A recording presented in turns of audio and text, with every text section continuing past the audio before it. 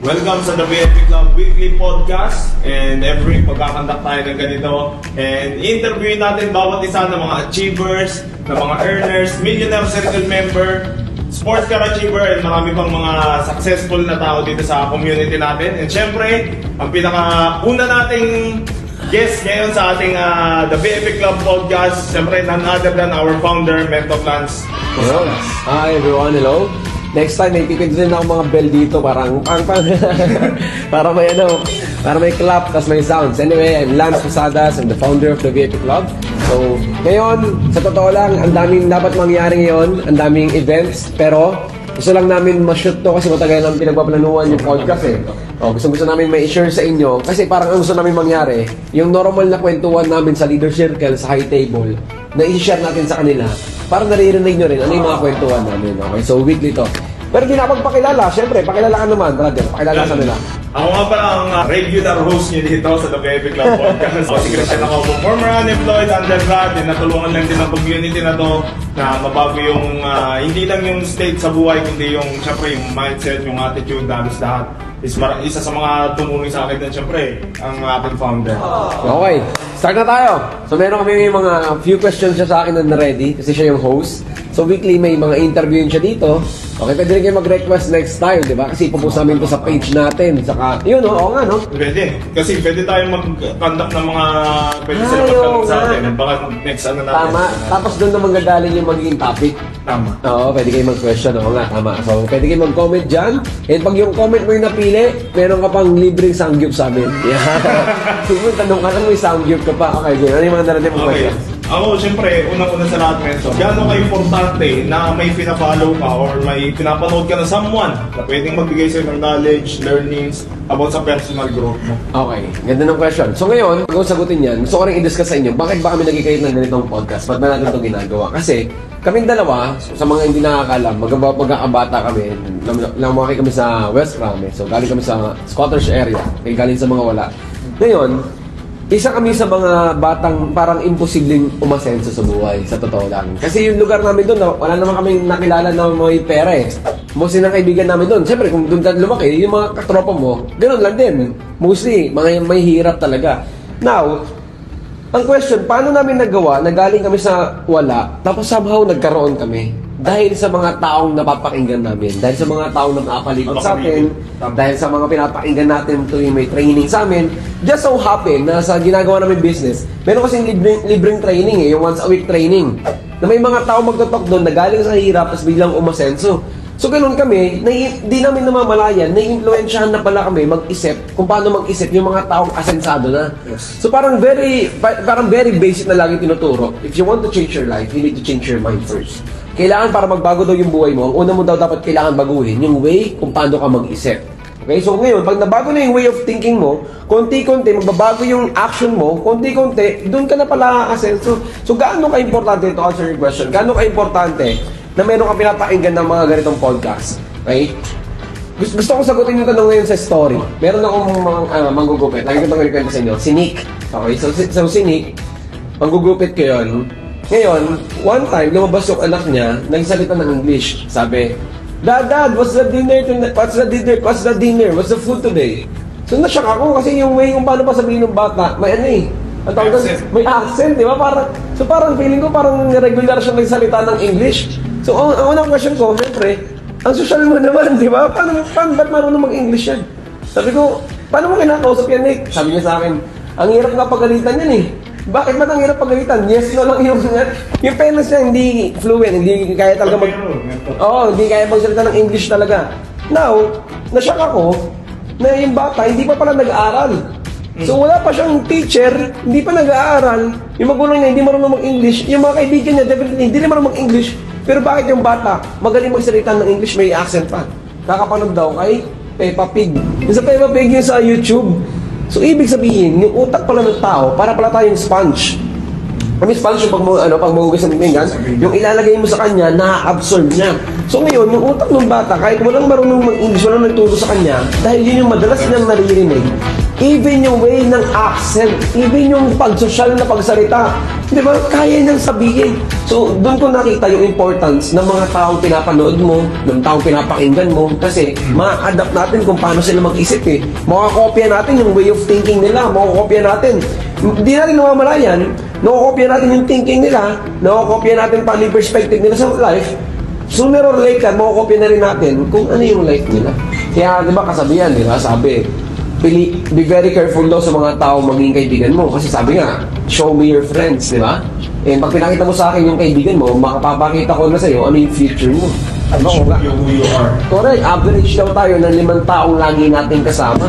So, kung yung lagi mong kasama, for example, wala kang motor, sumama ka sa mga may motor, definitely, sooner or later, magkakamotor ka. Naalala mo dati, intro pa natin, meron tayong mahilig tayo mag-bike. Di ba?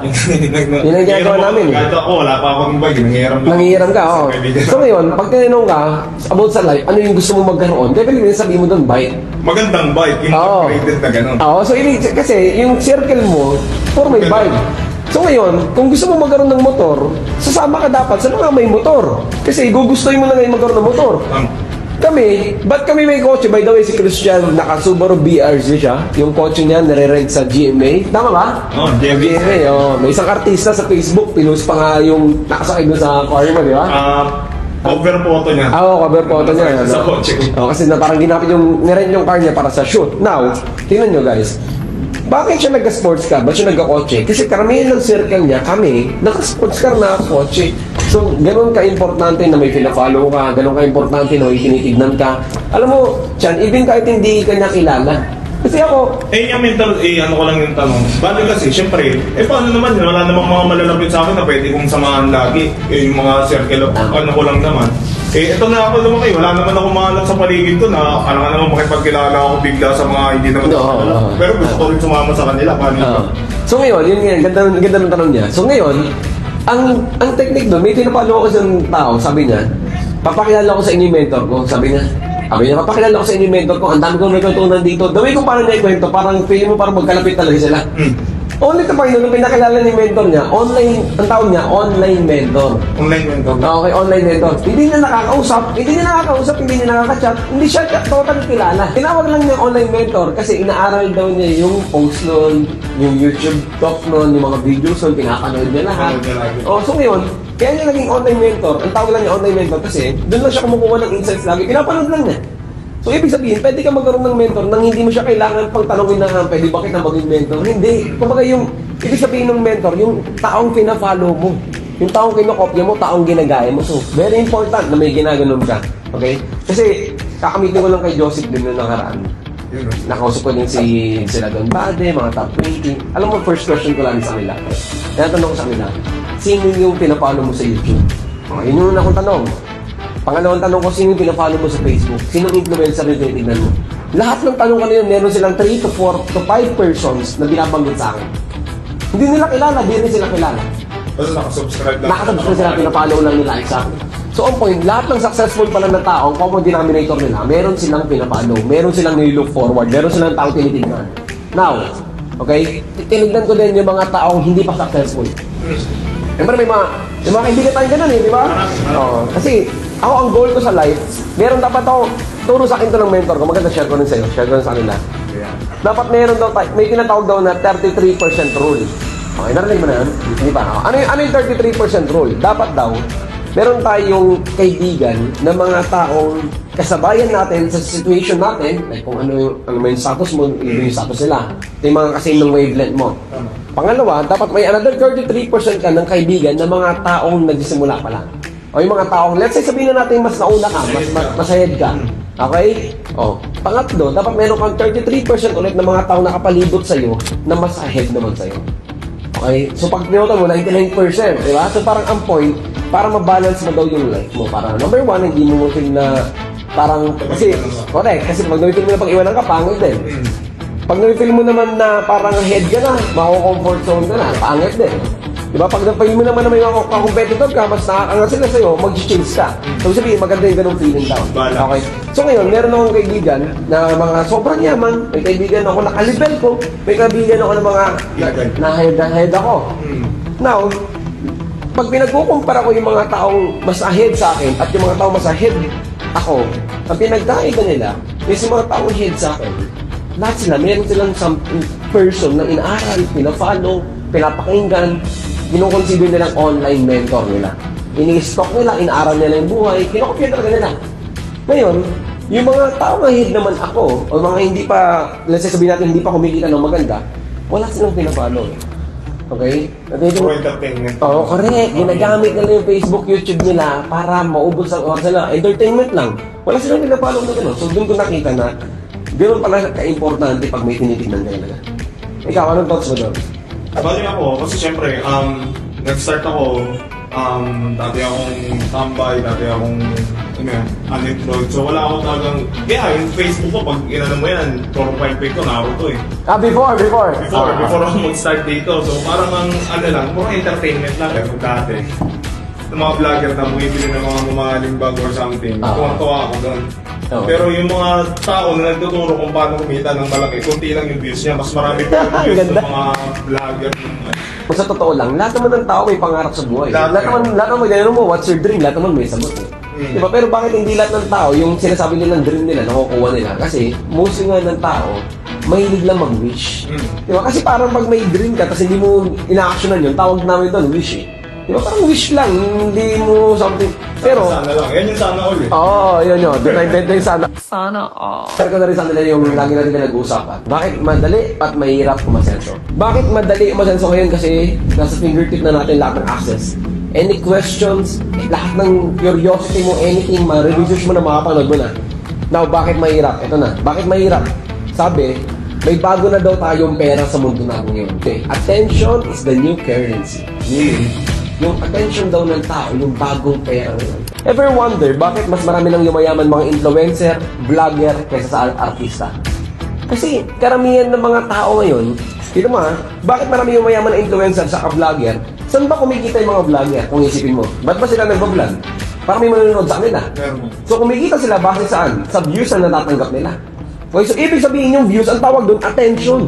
Okay, so ibig sabihin yung mga vlogger, yung mga influencer, kumikita sila dahil sa dami ng attention na nakukuha nila. So, in short, ngayon, ang bagong pera is nasa attention na. Yung attention natin kapalit ng pera. Now, tingnan mo, okay? Bakit mahirap umasenso sa era natin ngayon? Kasi lahat ng tao gusto nang kunin yung attention mo. Pagkagising mo, what's the first thing na gagawin mo? Magpupong ka. Cellphone na rin. Ano papanoodin mo? Definitely, manonood ka ng reels. Okay?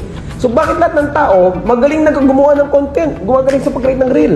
Kasi alam nga nila na pag nakukuha nila yung attention mo, doon sila kumikita eh. Number 2. Ayan. Sa tingin mo, Mendo, bakit madami tayong mga public servant na kasama natin sa community na kumikita, na ginagamit yung system natin? Pwede ko ng general yung question, bakit maraming kumikita sa WFP Club? Ang pinaka-clear answer, kasi yung WFP Club, before pa, nung kinay-create namin yung system, ang motto namin, kailangan may makikreate ang system na hindi para sa magaling. Tama. Okay, speaking of system, i-relate natin sa sound system. For example, ganito. Merong speaker, merong mic. Okay. Ngayon, pag sinaksak yung speaker, okay, naka-on yung mic, nagsalita ka sa mic, saan lalabas yung sounds mo? Maririnig ka sa speaker. Ngayon, kahit engineer, doktor, tambay, kahit anong klase ng background ng tao, okay, kahit anong klase ng tao yun, basta pag nagsalita dun sa mic, maririnig siya dun sa speaker. Tama. Hindi nagre-require na matalino, magaling, masipag. Maririnig yun, automatic.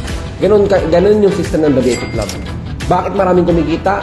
Kasi hindi nga nagre-require ng special person na gawin to para kumita siya, kundi kahit sinong tao, basta pag sinundan yung step 1 to step 7 natin, yung result ng nagawa nung nauna, magagawa rin neto kasi nga yung system. Ano naman yung parang ma-advise mo sa mga tao na nanonood na yun at gusto na rin nilang masenso, gusto nilang may iyawan yung family nila? Alright, so magbigay tayo ng general advice para sa lahat. Okay. Best advice ko sa mga taong gusto mong masenso, huwag kang matakot sumubok.